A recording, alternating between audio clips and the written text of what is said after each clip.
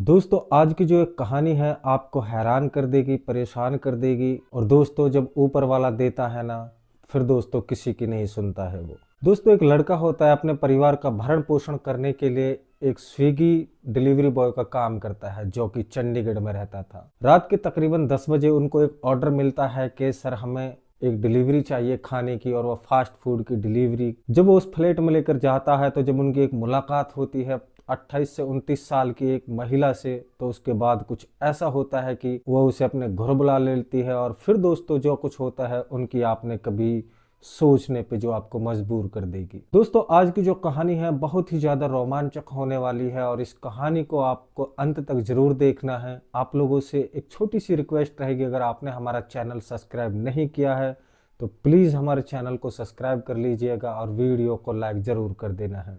दोस्तों चंडीगढ़ के एक इलाके में एक लड़का है जिसका नाम होता है अतुल, और वह पीछे से रहने वाला है उत्तर प्रदेश के मेरठ जिला का। पिछले 8 से 9 सालों से वह दोस्तों चंडीगढ़ के अंदर एक स्विगी डिलीवरी में जो है दोस्तों काम करता है। और वह दोस्तों जब शुरू शुरू में वहां पे गया था तो दोस्तों वहां उनको कोई रोजगार नहीं था। वहां पे जो भी कोई उनको काम मिलता था, जैसे दिहाड़ी मजदूरी, ऑटो रिक्शा चलाने का। और कुछ समय तक तो दोस्तों उन्होंने अपनी जो रातें हैं वो रेलवे स्टेशन पर भूखे गुजारी हैं। दोस्तों उनका जो जॉब है वो करता है स्विगी डिलीवरी में, और उनके पास एक ऑर्डर आता है महिला का जो ऑर्डर था।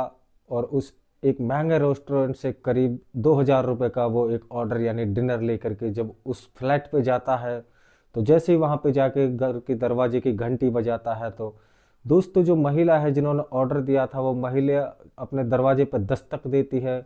उनका नाम होता है दोस्तों अंजू। लड़के का नाम था दोस्तों अतुल। जैसे ही दरवाजा खोलती है तो वह उस पर चिल्लाते हुए कहती है कि क्या तुम भूल जाते हो, उसने जो खाना ऑर्डर किया था वो लड़का खाना लेकर आया है। दोस्तों जो अतुल थे उनकी उम्र तकरीबन 28 से 29 साल होगी। और वो कहता है कि मैडम आप इतनी चिल्लाइए मत, मैं जो खाना लेके आया हूँ। तो दोस्तों वो कहती है कि नहीं चाहिए। वो लड़का कहता है क्यों नहीं चाहिए, आपको यह खाना लेना पड़ेगा। मैडम है जो कहती है कि मैं काफ़ी टाइम से जो आपका वेट कर रही हूँ, और ये देख लीजिए आपका टाइम है जो ओवर जा चुका है। दोस्तों वो लड़का कहता है कि मैं पहले काफ़ी समय पहले आ गया था, लेकिन मैं आपको जो दरवाजे की घंटी बजा रहा था तो आपने जो दरवाज़ा नहीं खोला था। अगर आप मुझसे नाराज़ हो तो मुझे 2-4 थप्पड़ लगा दो, लेकिन खाने का अपमान मत करो। इस तरीके से दोस्तों वो जो लड़की होती है वो खाने का यानी अन्न का अपमान करती थी। जब लड़का है जो वो कहता है कि जब मेहनत से कमाना पड़ेगा फिर आपको पता चलेगा। दोस्तों एक बात यह भी बोल देता है कि ऐसी जो वह जल भुन जाती है कि वाकई में 2-4 थप्पड़ वो कहती है तुझ में मैं मार दूंगी। वो कहती है कि मुझे नहीं चाहिए तुम्हारा खाना वाना, तुम इसे लेकर के खुद लेके जाओ, फेंको, कुछ भी करो, मुझे इससे कोई लेना देना नहीं है। और मैं जो ऑर्डर है मैं यहीं के यहीं कैंसिल करूंगी। दोस्तों उसे नहीं पता था कि किस बात को लेकर के वो लड़की जो परेशान थी, बस उस दोनों में एक दूसरे में जिदा बहस बहस हो जाती है। और फिर वो सोचते हैं कि क्या मुसीबत है, ठीक है तुम खाना लेकर अंदर आ जाओ। जब वो दोस्तों वो जैसे ही खाना लेकर अंदर जाता है तो 2-4 प्लेट ला करके जो वो है टेबल पर रख देती है और कहती है कि खाना निकालो। वो कहता है कि मैडम मेरा काम यह नहीं है, क्योंकि मैं खाना नहीं निकाल सकता हूँ, मेरा काम है सिर्फ आप तक डिलीवरी करना। दोस्तों तभी वो लड़की कहती है कि अभी तो आप कह रहे थे कि जो अपना अन्न देवता है उसका अपमान मत करो, तुम्हें बहुत बड़ा गुस्सा आया था, लेकिन मैंने भी सोच लिया कि मैं अकेले नहीं खाऊंगी, चाहे मुझे चाहे फेंकना ही क्यों ना पड़े। दोस्तों वो लड़का है जो खाना निकालता है और दोनों खाना खाने बैठ जाते हैं, लेकिन अतुल को जो बहुत ही एक अजीब से दृश्य लग रहा था, ऐसी पहले बार उनके साथ में घटना घटित हो रही थी, वो घबराया जा रहा था। इसलिए इधर उधर वो लड़की है जो फोन लगाती है, खाने में ही जो है व्हाट्सएप पर मैसेज कर रही थी। इससे रहा नहीं जाता है और वह पूछ लेता है कि मैडम क्या हुआ, आप कुछ परेशान हैरान सी लग रही हो। वह कहती है कि मैं परेशान हूँ। तो वह कहता है लड़का कि क्या बात है। दोस्तों वह जब खाना खाते तो वह कहानी बताती है कि जिसके अनुसार दोस्तों जो मंजू थी वो सॉफ्टवेयर इंजीनियर में एक काम करती थी और दिखने में बहुत ही ज़्यादा सुंदर थी। उनकी शादी है जो एक है दोस्तों वीरू नाम के लड़के से तय हुई थी। वीरू से उसकी शादी तब तय हुई थी जब वो कॉलेज के दिनों में पढ़ाई करती थी। दोस्तों जो मंजू है उनके माता पिता है वो भी गवर्नमेंट सर्वेंट थे।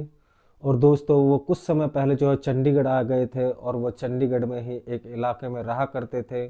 और वो लड़की बताती है कि जब मैं इंजीनियर बन गई थी तो वीरू है वह भी अपने आप को जो है शायर शेयर मार्केट का जो एक्सपर्ट बताता था, यानी कि एक तरीके से वो उसका ब्रोकर बन चुका था। वो कहती है कि मेरे पास जो पैसे हैं तो मैं रोज के लाखों कमा सकता हूँ, लेकिन जो इंजीनियर बन गई है, साफ सुथरी जिंदगी जीना चाहती थी, बहुत ज्यादा आसमान में उड़ने की उनकी जो है आदत नहीं थी। दोस्तों वो लड़की बताती है कि जो हमारे माता पिता ने हमारी शादी तय करती थी, बातचीत कर लिए थे, तो माँ बाप का जो है मान सम्मान हमें रखना पड़ता है, हमारी जो है अरेंज मैरिज हुई थी। अब पति पत्नी है, आराम से रहने लगते हैं। कुछ दिनों के बाद वह पता चलता है कि जो वीरू है उनके ऊपर बहुत सारे कर्जे हैं, करीब यानी कि 50 से 60 लाख रुपए का वो शेयर मार्केट में कर्जे से डूबा हुआ था। दोस्तों वो लड़की कहती है कि मेरे पिता ने जो है 25 लाख रुपए दहेज में दिया था और उनको भी वो अपने कर्ज में ही लगाता गया। शादी को जो है 4-5 महीने बीत गए तो वह कहता है कि अभी जो है थोड़े पैसों की शॉर्टेज चल रही है, जो डिलीवरी है वह 1 आध महीने के बाद मिलेगी, और फिलहाल उससे रहा नहीं जाता और कंपनी में वो कॉल करती है, कहती है कि ऐसा कुछ नहीं है, बुकिंग नहीं है ऐसा, और आपको जो पैसों की तंगी चल रही है, अगर आपको आज चाहिए तो आज आप ही ले जा सकती। इस बात को लेकर के वो उससे बहुत जो है बहस करने लगी। शादी को भी अभी 4-5 महीने हुए थे, तो दोस्तों फिर उसके सामने तो उससे जो झगड़ा करता है, मारपीट की नौबत आ जाती है। कहता है कि दरअसल जो पैसे लगाए थे शेयर मार्केट में वो बिल्कुल पानी फिर चुका था उन पे, यानी कि वो बहुत ज़्यादा कर्ज से जो है परेशान हो जाता है उनका हस्बैंड है जो। तो फिर वो अपने जो है पत्नी के साथ फटकार मारपीट इस चीज़ को लेकर के वो उतारू हो जाता है। दोस्तों उसके बाद जो लड़की है और रोती गिड़गिड़ाते हुए उनसे कहती है कि दो इस तरह की जो घटनाएं हैं मेरे साथ घट रही हैं। फिलहाल जो है मंजू है, वो मंजू की प्लानिंग थी कि उसको सिर्फ जो है 15 से 20 साल नौकरी करनी थी, और जो भी वो कुछ कमा पाती थी इंजीनियरिंग, तो तकरीबन तकरीबन उनको 2 लाख रुपए पर महीने की जो सैलरी मिलती थी। 1 लाख रुपए जो है वो इन्वेस्ट करा करती थी, और दोस्तों 1 लाख रुपए के समथिंग में वो अपने माता पिता जो उनके टीचर थे उनके भी आते थे, और वो अपने माता पिता की इकलौती संतान थी, उनका घर है जो आराम से चला करता था। दोस्तों जो महिला है वो सोचती है कि अगर मेरे बच्चे होंगे तो उनके ऊपर अपने फ्यूचर में जो मैं पैसा खर्च करूंगी, इसलिए वो सेविंग करती है, और उसके बाद वो कहती है कि मैं आराम से देश दुनिया में अपने बच्चों के साथ घूमूंगी, पति के साथ घूमूंगी। जिंदगी में उन्होंने बहुत सारे सपने हैं जो संजोए रखे थे, इसलिए दोस्तों वो अपना सारा पैसा है जो इन्वेस्टमेंट करती है, और उनके पास पैसे बहुत थे। जब दोस्तों वीरू इस तरीके से जो फंसा हुआ था, तो फिर उसने जो है उबारने के लिए उससे जो काफ़ी कर्ज ले रखा था, और सारा कर्जा है जो वो महिला है वो निपटाती है, क्योंकि दोस्तों वो एक सॉफ्टवेयर कंपनी में काम करती थी। दोस्तों वो लड़की है जो इस तरीके से रोते रोते हुए अब अपनी कहानी है जो डिलीवरी बॉय को बताती है। डिलीवरी बॉय है दोस्तों उनकी कहानी को सुन करके जो बिल्कुल दंग रह जाता है। दोस्तों इसी चीज को लेकर के हम कहते हैं कि जो शेयर मार्केट है, एक तरीके से जो मंजू का जो परिवार था वो एक तरीके से उसमें डूबा हुआ था, और मंजू के साथ फिर भी कहीं ना कहीं जो है मारपीट की नौबत आ ही जाती है। उनका पति है जो संजू का, वो कहता है कि मेरे बहुत बड़े सपने हैं और मैं यह जो तमाम चीज़ें हैं इनको मैं पूरा करूंगा, इसीलिए मेरे पास में जो है दोस्तों अभी पैसे की थोड़ी तंगी है, तो आप इस तंगी को निपटा दीजिए, और निपटाने के बाद में जब मेरे पास पैसे आएंगे तो तब मैं आपका पैसा वापस दे दूंगा।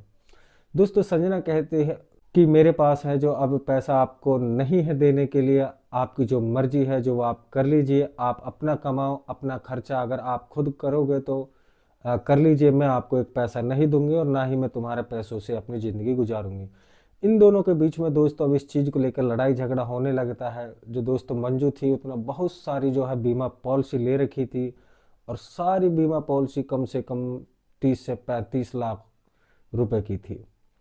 उसी में दोस्तों वो सारा पैसा डाला करती थी बीमा पॉलिसी के, मतलब कि पूरा होता तो लगभग लगभग उनका जो है तब तक दोस्तों पूरा पैसा है उनमें जमा करती तो उनकी उम्र तकरीबन हो जाती 50 से 60 साल, और तब तक उनका पैसों का इन्वेस्टमेंट है यानी कि वो हो जाता 60 करोड़ के समथिंग। दोस्तों उनकी सारी पॉलिसी में जो है उनका जो नॉमिनी होता है यानी कि गारंटर होता है वो उनका पति वीरू था, और इस बात को यह उनको यह जैसे ही पता चलता है कि इनका सारा बीमा पॉलिसी, तो दोस्तों उसे रास्ते का हटाने का जो है प्लान बना लेता है। वो कहता है कि मैं इसको रास्ते से हटा दूंगा और सारी पॉलिसियाँ जो मुझे मिल जाएंगी। दोस्तों उसे जो है सुपारी किलर को वह एक किराए पे लेता है, और उसके लिए जब उसको मारने का प्लान बनाता है तो एक दिन दोनों जैसे ही जो है कार से उतरते हैं तो दोस्तों उस पर जो है गोली चल जाती है मंजू पर। लेकिन मंजू का जो है दिन बहुत अच्छा था, उसकी किस्मत बहुत ही लाजवाब थी, उस दिन वो बच जाती है। और जैसे ही वो बचती है तो दोनों लोग वहाँ से जो है भाग जाते हैं। भागने के बाद में समझ में नहीं आ रहा कि ये गोली किस पर चली है। जहाँ पर जो है वो वीरू था वो वहीं पर उस बात को घुमा देता है, कहता है कि मुझे मारने के लिए आए होंगे।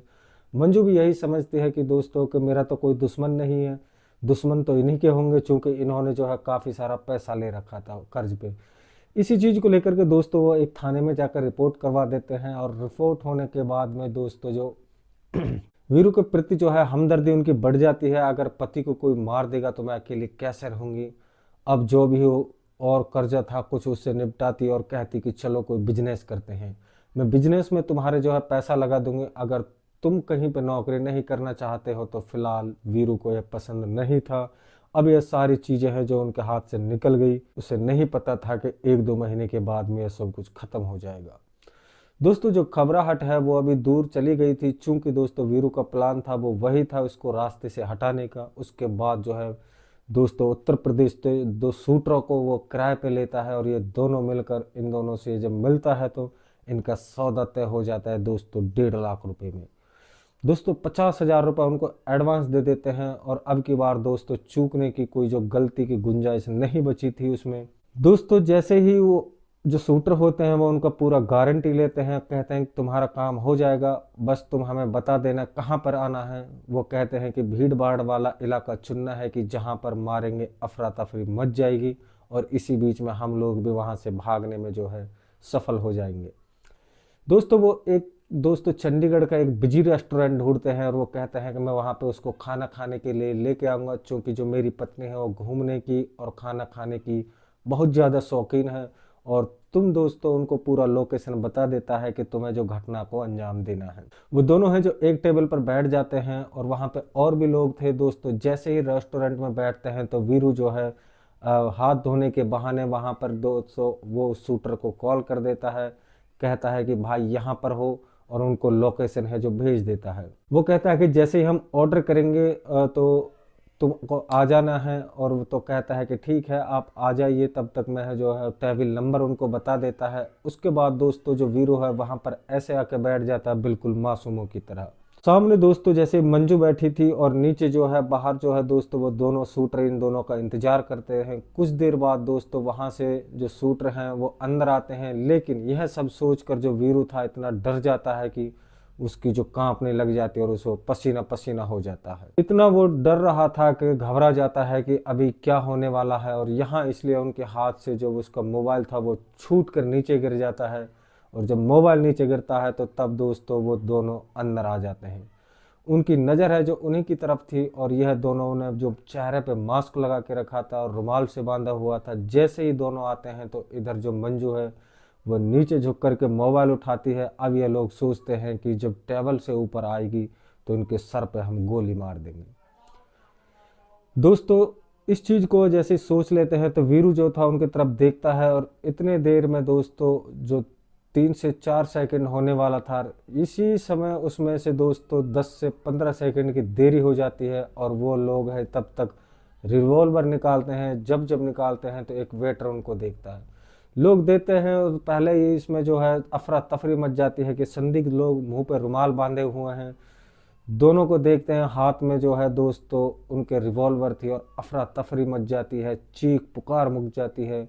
उसके बाद एक वेटर है जो उनकी तरफ दौड़ता है। अब सारे लोग हैं जो इधर उधर खड़े हो जाते हैं और भागने लगते हैं। दोस्तों फिर उन दोनों को जो है बेरंग ही वहाँ से लौटना पड़ता है। और चूंकि बाहर उनकी जो बाइक खड़ी थी वहाँ से वो बाइक निकालते हैं और जब निकल लेते हैं वहाँ से दोस्तों फिर यह हुआ कि जो वीरू था वो कहता है कि मुझे जो मारने आए थे, लेकिन जिसने जो है वहाँ पे जो आंखों से देखा था, जिसे हम लोग चश्मदीद कहेंगे, वो कह रहे थे भाई तुम्हें नहीं मारने आए थे, तुम्हारी बीवी को मारने आए थे वो लोग। क्योंकि अगर तुम्हें मारना होता तो तुम तो सीधे बैठे थे तो तुम्हें मार दिया होता। पत्नी के जो है वहाँ से निकलने का इंतजार कर रहे थे टेबल के नीचे से, और वो सीधी होगी वैसे ही उसको मार देंगे। तो शायद तुम्हारी पत्नी को मारने का इनका पूरा प्लान था। वो दोस्तों अब अपनी सफाई पेश करता है और कहता है कि नहीं मुझे ही जो है मारने आए थे। दोस्तों मामला इतना जो है हाईलाइट हो जाता है कि रेस्टोरेंट का मालिक जो होता है, ये दोनों लोग सारे लोग वहाँ जो थाने में एक चश्मदीद भी वहाँ पर बुलाए जाते हैं। जितने भी वहाँ पे काम करने वाले लोग थे कहते हैं कि हाँ शायद वो इसकी पत्नी को ही मारने आए थे। इसके बाद पुलिस पूछताछ करती है और सारा कुछ यह भी पता चलता है कि पहले भी इन पर एक बार हमला हो चुका है, कुछ पता नहीं चलता। और फिर यह लोग है अब अपने घर पे जाते हैं। और दोस्तों वहाँ पर जो है कनॉट पैलेस एक जगह है, तो वहाँ पर जाने के बाद में जो दोस्तों मंजू है वो फिलहाल वो सोचती है कि क्या हो रहा है, मेरे समझ में नहीं आ रहा है, और यही सब बातें हो रही थी। इधर जो है पुलिस अब जो इसमें जांच में लग गई थी, तभी उनको एक सीसी कैमरा कैमरा का फुटेज मिलता है और पता करते हैं उनके बाइक को जो है अब ट्रेस करते हैं। बाइक है जो बिना नंबर के प्लेट की थी, तो उनकी सीसीटीवी फुटेज देखते देखते वो एक तंबाकू गुटकी ठंडे की दुकान पे जाके पहुंच जाते हैं। अब जो है पुलिस उस दुकान वाले से पूछती है कि दो लोग हैं जो फला दिन आए थे और आपसे जो है सामान खरीद रहे थे। वह कहता है कि हाँ सर, आधार कार्ड उनका है जो दोस्तों वो गिर गया था, और जैसे ही वो आधार कार्ड पैसे निकालते वक्त उनका आधार कार्ड गिरा था। और उसके बाद कहता है कि यह जो है आधार कार्ड है, और वो उनको सीधा जो है अब वो पुलिस को हवाले कर देते हैं। जैसे ही पुलिस उसको देखती है तो उसमें जो पता था मेरठ का, उस पर एड्रेस था, और फिर दोस्तों पुलिस है वहाँ पहुँच जाती है। इधर जो है अब संजू है जो और वीरू हैं, यह दोनों जो है अपने घर में रहने लगते हैं और उसी तरीके से अपना गुजारा करने लगते हैं। तभी वह रात आती है, इसी दिन यह दोनों जो है अपने घर पर थे और वह खाना ऑर्डर करती हैं। जब खाना ऑर्डर लेकर के दोस्तों वह डिलीवरी बॉय अतुल आता है, तो उसके मोबाइल पर मैसेज आता है और फिर यह मतलब है कि डिलीवरी लेकर के वहाँ पहुँच जाता है। दोस्तों फिर उसके बाद जो वह उनके साथ डिनर करता है, फ्लैट से वहाँ से निकलता है। लेकिन जब वो खाना ऑर्डर जो है कर चुकी थी, तो तभी दोस्तों वहाँ पर पुलिस वाले आ जाते हैं, और आने के बाद दोस्तों वो वीरू था उसे अपने जो है गिरफ्त में ले लेते हैं। और मंजू है जो चौंक जाती है और कहती है कि कहाँ ले जा रहे हो मेरे पति को। वो कहते हैं कि आपको सुबह तक जो इनके बारे में पूरी जानकारी मिल जाएगी। उसके बाद दोस्तों उसे लेकर के वो अपने साथ चले जाते हैं। लेकिन एक पुलिस वाला होता है जिनकी जो है अब संजू से बातचीत होती थी, और वो इसके बारे में जो पूरा संजू के बारे फ़ोन पर बता देता है। और उसके जाने के बाद कहता है कि घबराओ मत, जो असली तुम्हें मारना चाहता था वो तुम्हारा दोस्तों मास्टरमाइंड तुम्हारा हस्बैंड ही था। दोस्तों अब उनको वह है जो सारी सच्चाई के साथ सारी बातों को बता देता है कि सुबह जो है तुम पुलिस स्टेशन आ जाना। अब दोस्तों जो संजू है यह बात सुनती है तो वो बिल्कुल परेशान हो जाती है, हैरान हो जाती है, और वो सोचती है कि आखिर दोस्तों मैंने उनके साथ में क्या बुरा किया था। इसी बीच में जो है दोस्तों बातों बातों में जो डिलीवरी बॉय था अतुल वो आ जाता है खाना लेकर के। जैसे वो घर का दरवाजा बजाता है तो वो अंदर से निकलती है और उसके ऊपर चिल्लाती है बुरी तरीके से, और यह भी बात कुछ जो है समझ नहीं पाता। यह भी जो उससे बहस कर लेता है। जब यह बात सारी कहानी आप जैसे अतुल से कहती है तो अतुल सुनता है और वो भी बहुत ज़्यादा परेशान हो जाते हैं, उनके जो है रोंगटे खड़े हो जाते हैं। कहता है कि मैडम मुझे पता नहीं था, पर मैं आपको फिर गलती की आपसे माफ़ी मांगता हूँ। और वो सॉरी बोलता है कि आपको इतनी परेशान किया मैंने, और मैं आपसे जो है बहस कर रहा था, मुझे माफ़ कर देना। दोस्तों तभी वो लड़की है वो भी कहती है कि तुम भी मुझे माफ़ कर देना, मैंने भी आपको मारने की बात कही थी। उसके बाद दोस्तों वो माता पिता थे उतनी रात को आ नहीं सकते थे। वह कहती है कि उसे जो अब है अतुल का जो है काफ़ी सज्जन आदमी लगने लगा था, भोला भाला। और वह कहता है कि मुझे घबराहट हो रही है, बेचैनी हो रही है, और मुझे डर लग रहा है। तो एक काम करो, आप जो है अगर एक रात यहीं पे रुक सकते हो तो मेरे साथ है जो रुक जाओ, सुबह यहाँ से चला जाना। वो कहता है कि ठीक है मैडम मैं रुक जाता हूँ, और उसके बाद एक कमरे में वो सो जाते हैं। फ्लैट था दोस्तों, उसमें जो दो कमरे थे, यानी कि हम उसको सिटियों में 2 BHK कहते हैं। सुबह होते ही जो उनके माता पिता आ जाते हैं, क्योंकि वो अपने माता पिता को पहले ही फ़ोन कर चुकी थी। उसके बाद वो थाना जाती है और सारा दिन जो है इनका उन लोगों के साथ ही रहा एक हिसाब से, ताकि उसको भरोसा रहे, थोड़ा उसको जो है हिम्मत मिलती रहे। दोस्तों तभी जैसे उनके माता पिता को उस सच्चाई के बारे में और पुलिस वाले बताते हैं, तो उनके माता पिता भी हैरान हो जाते हैं, परेशान हो जाते हैं। और दोस्तों उनके जो पति है वो अपने पति से जो है डिवोर्स ले लेती है वहीं के वहीं थाने में ही, और उनको जो है उनके पति को जेल भेज दिया जाता है। अब उनके माता पिता हैं, जब अतुल के बारे में पूछते हैं तो वो कहती है कि ये बहुत ही सज्जन आदमी है, इन्होंने मेरी कल से जो बहुत मदद की है, काश मेरे लिए ऐसा ही पति मिल जाए। दोस्तों जैसे ही उनके माता पिता इस बात को सुनते हैं तो अब जो अतुल है उनकी शादी है जो अब संजू से करवा दी जाती है, और संजू जो कुछ समय पहले एक डिलीवरी बॉय का काम करते थे, अब वो करोड़ों के मालिक बन चुके थे। दोस्तों इसी कहानी के माध्यम से हमारा किसी का दिल दुखाने का उद्देश्य बिल्कुल भी नहीं था। हम जो भी आपको बताते हैं समाज को जागरूक करते हैं, सचेत करते हैं। आज के लिए हम आपको कहते हैं इतना ही। कल फिर मिलते हैं एक नई कहानी के साथ में, तब तक के लिए हम लेते हैं आप लोगों से अलविदा। जय हिंद, जय भारत।